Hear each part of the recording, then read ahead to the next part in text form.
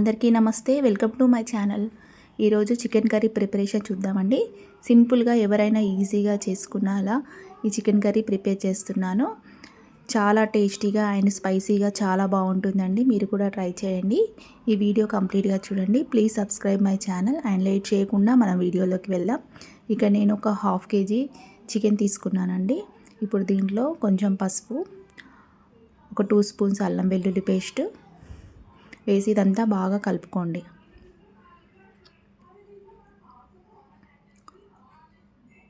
ఇవంతా ముక్కలకు పట్టేటట్టు బాగా కలుపుకోండి. ఇప్పుడు ఒక ప్యాన్ తీసుకొని దాంట్లో కొంచెం ఆయిల్ వేసుకోండి. ఆయిల్ బాగా హీట్ అయ్యాక దీంట్లో ఒక 1 స్పూన్ ఆవాలు, 1 స్పూన్ జీలకర్ర, ఇక్కడ ఒక బిగ్ సైజ్ ఆనియన్ కట్ చేసుకున్నానండి. ఆనియన్ ఒక 2-3 పచ్చిమిర్చి వేసుకొని ఇవన్నీ బాగా ఆయిల్లో ఫ్రై చేసుకోండి. ఈ ఉల్లిపాయలంతా బాగా ఫ్రై చేసుకోండి.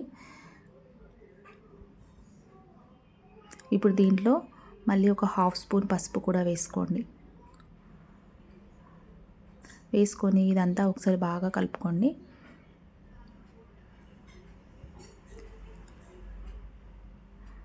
ఇప్పుడు మనం ముందుగా కలుపుకున్న చికెన్ అంతా దీంట్లో వేసుకోండి. ఈ చికెన్ అంతా వేసుకున్నాక ఇదంతా ఒకసారి ఆయిల్లో బాగా ఫ్రై చేసుకోండి.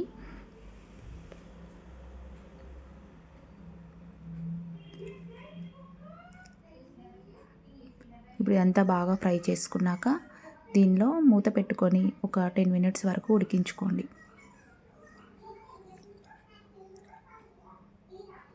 ఇప్పుడు మూత తీసి చూడండి.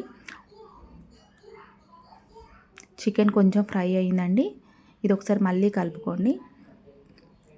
ఇక్కడ నేను ముందుగా కొంచెం మసాలా ప్రిపేర్ చేసుకున్నాను. ఈ మసాలాలో ఒక బిగ్ సైజ్ ఆనియన్, ఒక బిగ్ సైజ్ టమాటోను, ఒక 4 లవంగాలు, ఒక 4 యాలక్కాయలు, కొంచెం దాల్చిన చెక్క, కొన్ని జీడిపప్పులు, కొత్తిమీర, కొన్ని ధనియాలు వేసి ఇవన్నీ బాగా మిక్సీ చేసుకున్నాను. ఈ మిక్సీ చేసుకున్న దాన్ని ఇప్పుడు దీంట్లో వేసుకొని ఇదంతా ఒకసారి బాగా కలుపుకోండి.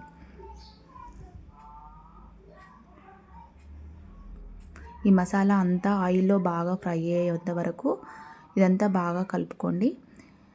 ఇప్పుడు మళ్ళీ ఒకసారి మూత పెట్టుకొని మళ్ళీ ఒక 5 మినిట్స్ వరకు ఉడికించుకోండి. మసాలా అంతా పచ్చివాసన పోయే వరకు మూత పెట్టుకొని బాగా ఉడికించుకోండి.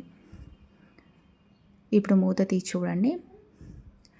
ఇది ఒకసారి బాగా కలుపుకొని ఇప్పుడు దీంట్లో ఒక 4 స్పూన్స్ కారము,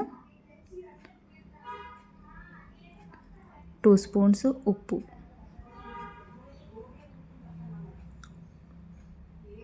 మీకు ఉప్పు కారం సరిపడా, మీకు కారం ఎక్కువ తినాలనుకుంటే ఇంకా ఎక్కువైనా వేసుకోండి.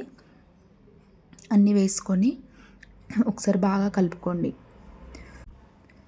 ఈ ఉప్పు కారం అంతా చికెన్కి పట్టేలా బాగా కలుపుకోండి.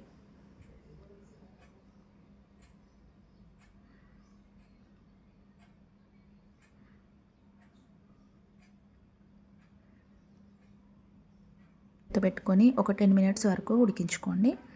ఇప్పుడు మూత తీసి చూడండి. చికెన్ అంతా బాగా ఉడికిందండి. ఇప్పుడు ఒకసారి బాగా కలుపుకోండి అంతా.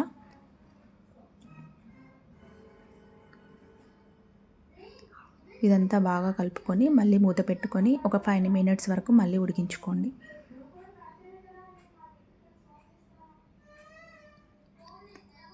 ఇప్పుడు మూత తీసి చూడండి ఆయిల్ అంతా మీద తేలింది. ఇది ఒకసారి అంతా బాగా కలుపుకోండి.